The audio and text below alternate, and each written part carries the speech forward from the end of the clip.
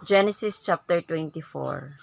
Si Rebecca ginapangayo nga ipaasawa kang Isaac. Og si Abraham tigulang na, og hilabihan na gayud pagkatigulang niya. Og si Jehovah na nagpanalangin kang Abraham sa tanang butang. 2. Og mingon si Abraham sa iyang sulugoon, ang labing tigulang sa iyang balay, nga mao siya, nga nanagbantay sa tanan nga iya. Ibutang mo, nangaliw po ako kanimo, ang imong kamot sa ilalom sa akong paa.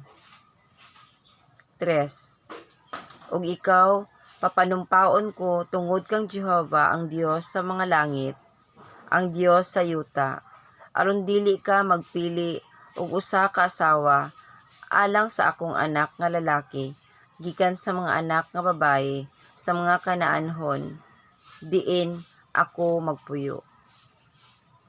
4. Kung dili nga, umadto ka sa akong yuta, ug sa akong kaubanan, ug magakuha ka og asawa alang sa akong anak nga si Isaac. 5. Ug ang sulugoon mitubag kaniya, tingali ang babae dili buot mununot kanako sa pag-aanhin ni ining yutaa. Busa, igabalik ko ba ang imong anak nga lalaki ngadto sa yuta nga gigikanan mo? 6. Og si Abraham miingon, matngunan mo nga dili mo ibalik ang akong anak nga lalaki didto. 7. Og si Jehovah ang Dios sa mga langit, nga mikuha kanako sa balay sa akong amahan, ug sa yuta nga akong natawhan. Og siya nagsulti kanako, ug nanumpa siya kanako, ug nanag-ingon, sa imong kaliwatan igahatag ko kining yutaa. Siya magasugo sa iyang manulunda sa tubangan mo, og ikaw magakuha gikan dito sa asawa, alang sa akong anak nga lalaki. 8. Og kung ang babae dili buot mununot kanimo, makagawas kaniining akong panumpa, apan nga dili mo lamang ibalik didto ang akong anak nga lalaki. 9. Ug ang sulugoon mibutang sa iyang kamot sa ilalom sa paa ni Abraham, nga iyang agalon, ug siya nanumpa kaniya mahitungod ni ining butanga. 10.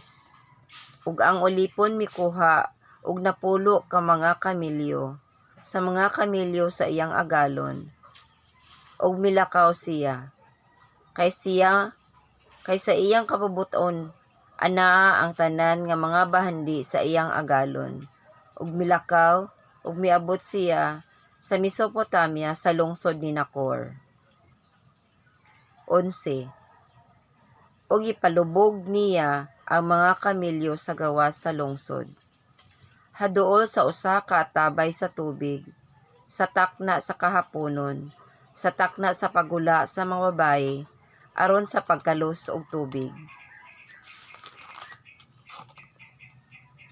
Og miingon siya, O Jehovah, nga Dios sa akong agalon nga si Abraham, hatagi ako, pangayoon ko kanimo, og maayong paglakaw karong adlaw, og kaluy ang akong agalon nga si Abraham.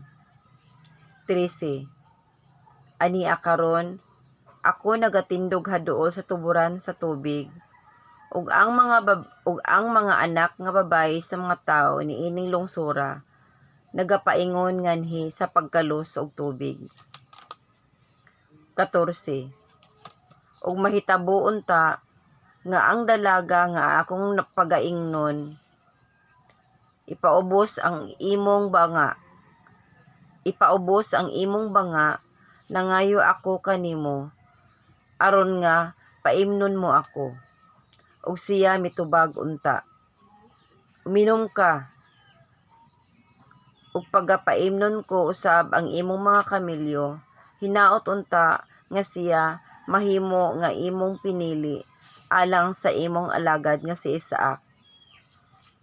Ug sa ingon niini, maila ko nga ikaw nagapakita og kaluoy sa akong agalon. 15. Ug nahitabo nga sa wala pa siya makahuman sa iyang pagsulti, ania karon si Rebecca nga gianak ni Bethuel, nga anak nga lalaki ni Milca, nga asawa ni Nacor, igsuon nga lalaki ni Abraham, migula siya uban ang iyang banga diha sa ibabaw sa iyang abaga.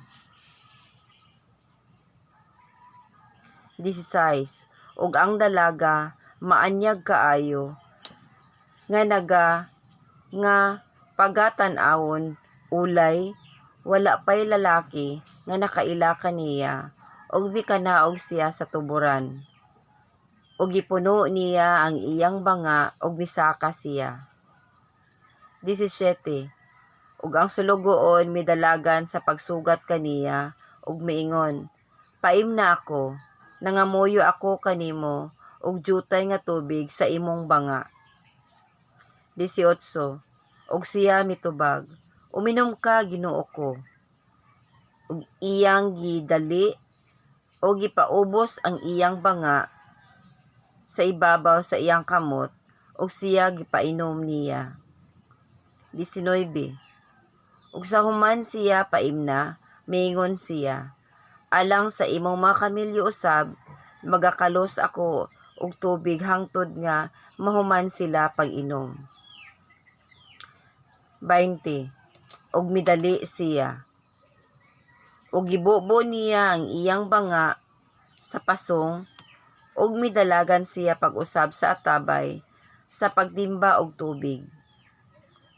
Ug mikalos siya alang sa tanan niyang mga kamilyo. 21. Ug ang tao mitutok kaniya ug naghilom siya aron sa pag-ila kung si Jehova nagpanalangin kun wala sa iyang panaw. 22.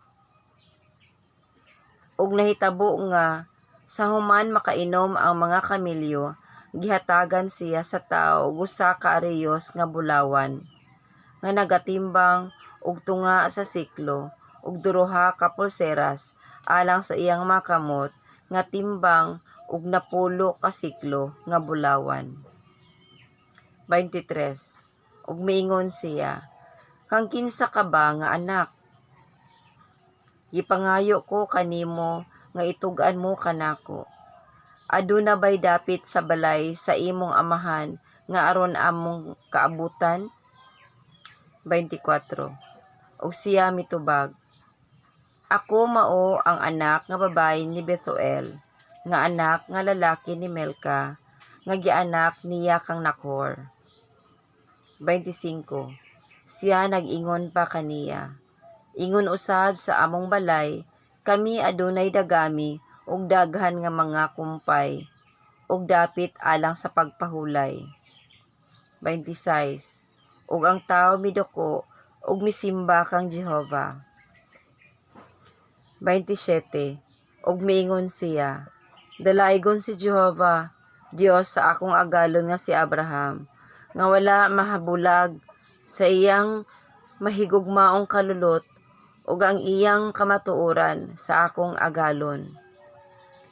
Ug nagabando kanako si Jehova sa dalan sa balay sa mga igsuon sa akong agalon. 28. Ug ang dalaga midalagan ug nagpahibalo kanila sa balay sa iyang inahan sumala niining mga pulonga. 29. Ug si Rebecca may usa ka igsuon nga lalaki nga ginganlan si Laban, nga midalagan sa gawas padulong sa tao nga didto sa tuburan. 30. Ug nahitabo nga sa pagpakita niya sa singsing ug sa mga pulseras sa mga kamot sa iyang igsuon nga babae ug sa pagkadungog niya sa mga pulong ni Rebecca nga iyang igsuon nga nanagaingon, mao kini ang gisulti kanako ni adtong tawhana nga siya miadto kaniya ug ania karon nga siya didto sa tuburan uban sa mga kamilyo. 31. Ug siya maingon kaniya, umari ka, ikaw nga gipanalanginan ni Jehova, ngano nga ania ka sa gawas. Gihikay ko ang balay ug ang dapit alang sa mga kamilyo. 32. Unya ang tao misulod sa balay, ug gihubaran ni Laban ang mga kamilyo, ug iyang gihatagan sila og dagami ug kumpay, ug tubig sa paghimasa sa iyang mga tiil, ug sa mga tiil sa mga tao nga ming-uban kaniya. 33. Ug ilang gidulot sa iyang atubangan ang pagkaon apan siya miingon, dili ako mukaon hangtod nga ikasulti ko ang gisugo kanako. Ug siya miingon kaniya, isulti mo.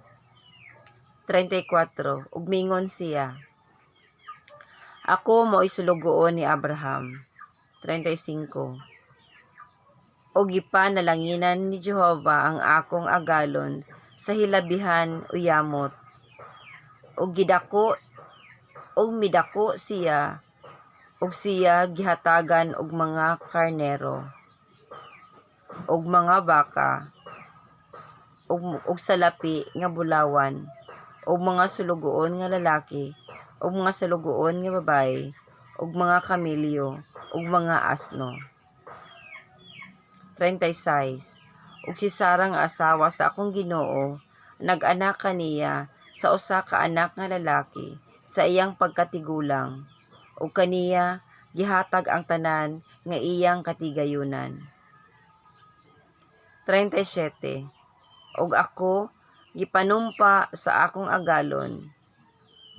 Gipapanumpa sa akong agalon nga nag-ingon, dili ka magpili og usa ka asawa alang sa akong anak nga lalaki gikan sa mga babaye sa mga Kanaanhon, kang kinsang yuta amoy akong gipuy-an. 38.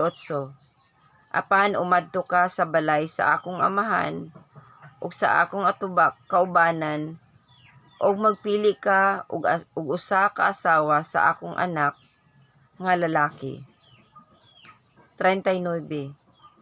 Ug giingon ko ang akong agalon, tingali ang babae dili buot mosunod kanako. 40. O siya miingon kanako, si Jehova nga sa iyang atubangan naglakaw ako, magapadala sa iyang manulunda kuyog kanimo, ug magapauswag sa imong dalan, nga ikaw magkuha og usa ka asawa alang sa akong anak nga lalaki sa akong kaubanan sa panimalay sa akong amahan.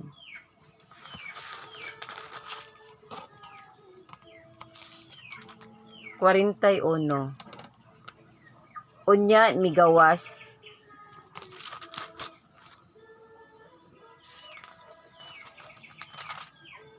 41. Unya makagawas ikaw niining pagpanumpa kung moabot ka sa akong kaubanan, ug kung ikaw dili nila hatagan sa dalaga, makagawas ka sa akong pagpanumpa. 42.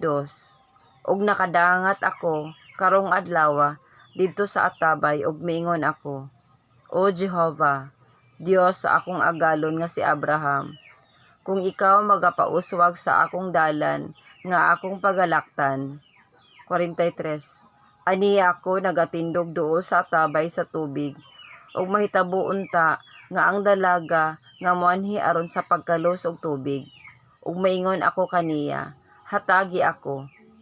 Nagaampo ako kanimo, ug madutay nga tubig nga ilimnon gikan sa imong banga. 44.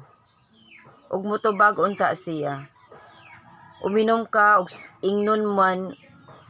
ingon man usab ang imong mga kamilyo, mokuha ako og tubig. Kini mao unta ang babae nga gitagana sa Dios alang sa anak nga lalaki sa akong agalon. 45. ug sa wala pa mahuman ang akong pagsulti, sa sulod sa akong kasing-kasing, ania karon, si Rebecca nga nagadala sa iyang banga sa tubig diha sa iyang abaga, ug nanaog didto sa atabay, ug mikalo sa tubig, ug ako nag-ingon, paim na ako. 46.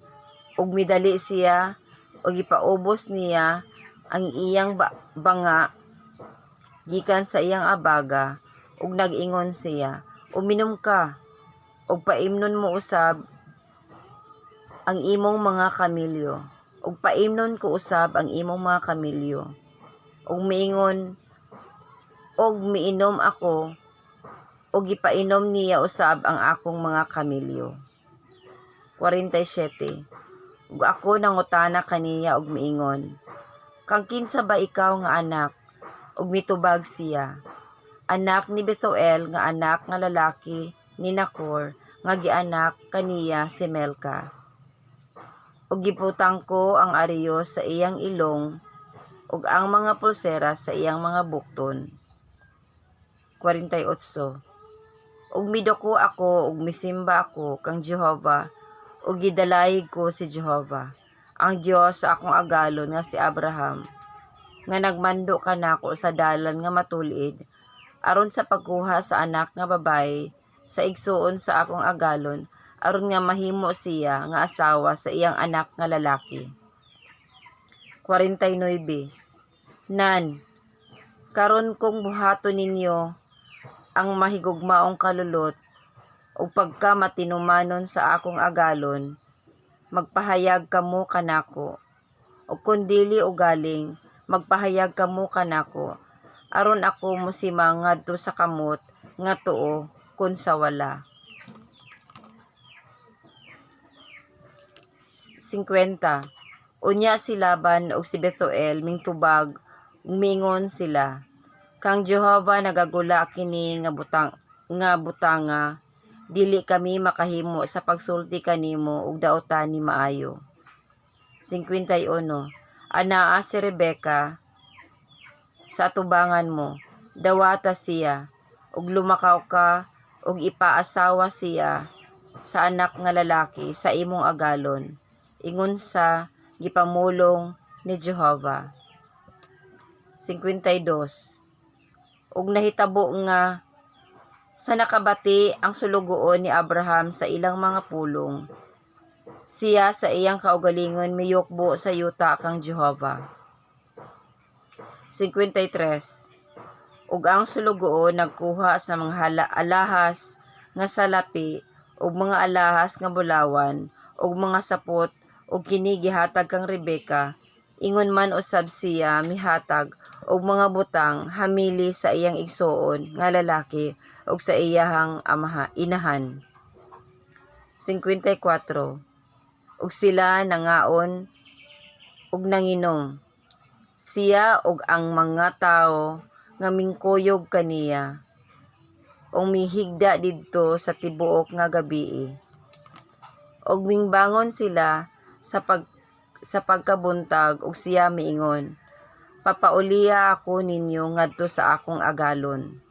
55. Unya mitubag ang iyang igsuon nga lalaki ug ang iyang inahan, pahulata ang dalaga kanamo sa pila lamang kaadlaw, bisan napulo lamang kaadlaw, ug sa human niini makalakaw siya.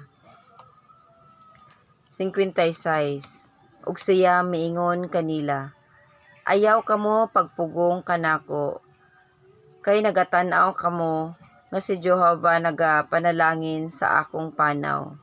Papaulian na ako aron moadto ako sa akong agalon. 57. Unya sila mingtubag, tawgon nato ang dalaga ug atong pangutan-on siya. 58. Ug gitawag nila si Rebecca ug sila mingingon kaniya, muuban ka ba ni ining tawhana? Ug siya mitubag, oo, muuban ako. 59. Unya gitugutan nila sa paglakaw si Rebecca nga igsuon nila nga lababaye. ug ang iyang iwa ug sulugoon ni Abraham ug ang iyang mga tawo. 60. O gipanalanginan nila si Rebeka ug sila miingon kaniya, igsuon namo, mainahan kaunta sa nilibo-libo ug ang imong kaliwatan makapanag iya sa pultahan ni adtong nanagdumot kanila. 61. Unya mitindog si Rebeka ug ang iyang mga sulugoon nga babaye, ug nangabayo sila sa mga kamilyo, ug minguban sila sa tawo, ug ang sulugoon nga lalaki midawat kang Rebeka ug milakaw siya. 62. Og miani si Isaac gikan sa atabay, Berlahai-roy, atabay ni atong buhi nga nagatan-aw kanako, kay siya nagpuyo sa yuta sa habagatan. 63. Og migula si Isaac sa pagpalandong didto sa kapatagan sa takna sa kahaponon, ug giyahat niya ang iyang mga mata, ug hingtan-awan niya ug ania karon ang mga kamilyo nga nanagpaingon kaniya. 64.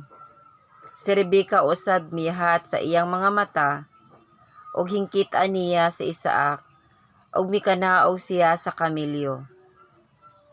65. Ug nangutana siya sa sulugoon, kinsa ba kining tawhana nga gikan sa kapatagan nga nagasugat kanato? Ug ang ulipon mitubag, kini mao ang akong agalon. Unya gikuha niya ang iyang pandong ug nagtabon siya sa iyang kaugalingon. 66. Ug ang sulugoon nagsugilon kang Isaac sa tanan nga iyang gibuhat. 67. Og ipasulod siya ni Isaac ngadto sa balong-balong sa iyang inahan nga si Sara, og gidawat niya si Rebeka og siya na asawa niya, og siya gihigugma niya, og ginalipay si Isaac sa tapos na ang kamatayon sa iyang inahan.